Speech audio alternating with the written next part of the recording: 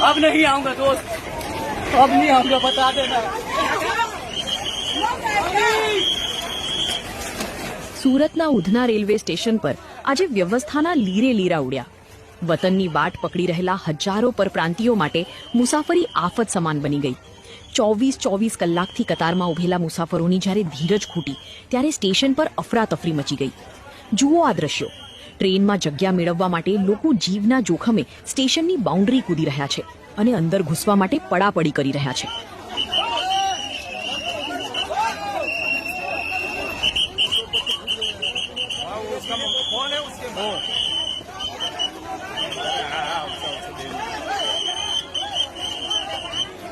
ઉધના સ્ટેશનની બહાર 3 કિલોમીટર લાંબી કતારો જોવા મળી રહી છે.